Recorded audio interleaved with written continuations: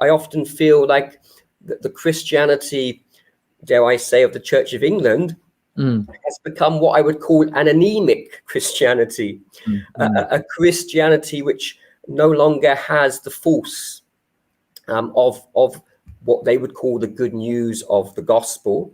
I think has been lost by this overbearing, crushing agenda now that we have in the UK and other countries, a very much aggressive secular agenda with capitalism at its heart.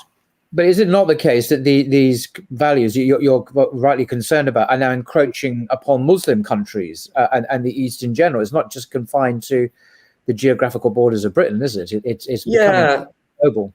Yeah, I spent a year in Egypt, and I've been here 10 years, and I do find, particularly in the Gulf, I'm here in the south of Oman, I'm not far from Yemen, but even here, I think with satellite TV, with globalization, social media, I do find now that all pervasive notion of West is best is encroaching within society in Eastern countries, not just Islamic countries, but I think the East generally.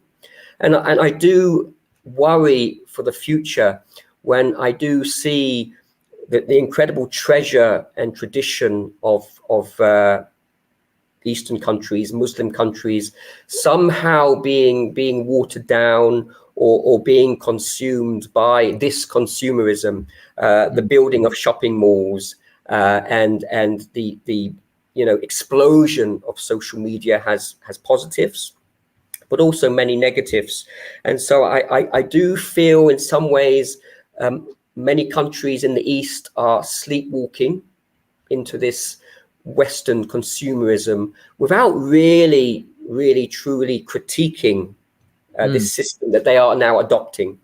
But is there not also another current at work here, and this is more to do with more recent events in Gaza and the genocide, and the what many people, particularly in the global South and in the West too now, are seeing as a complete double standards, that the West talks about the international rule-based order and human rights and democracy and so on, whilst giving political economic cover to what's going on in Gaza and actually supplying weapons that are killing people.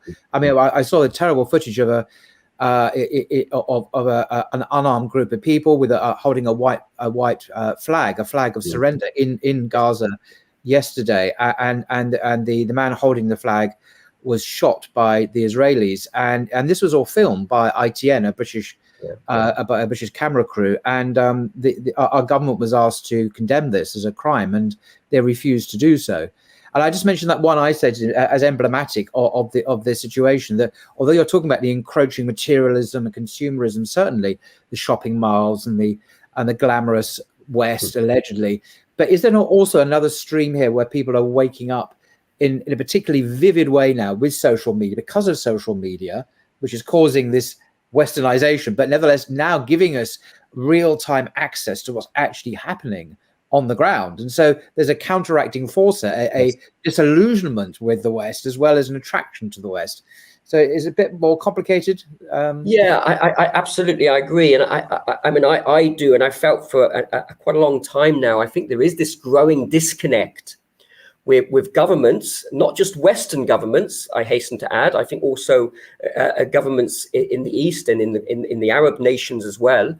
I think there is a growing disconnect between government decisions and the citizens on the street. And I think we are seeing this over the catastrophe of what's happening in Gaza and Palestine as a whole, in the West Bank as well.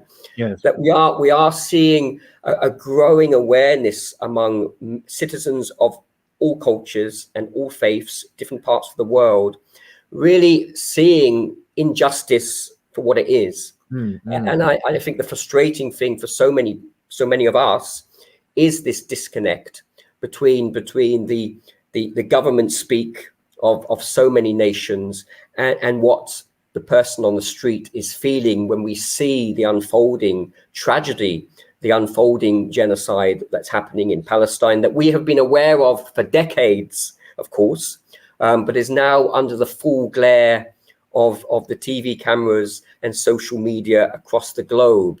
And I think this has brought about an awakening, a reawakening of the political situation of Palestine, but also, I think, a spiritual reawakening as people begin to explore Islam and begin to witness the incredible iman, the incredible faith of a people under extreme conditions. Exactly that. There is a revival of interest in Islam in the West because of this, particularly amongst young people who are just, as we all are, amazed at the great faith, the fortitude of people under extreme conditions, extreme oppression and injustice, and their faith is shining through. And this speaks to the reality of Islam, of course. Yes.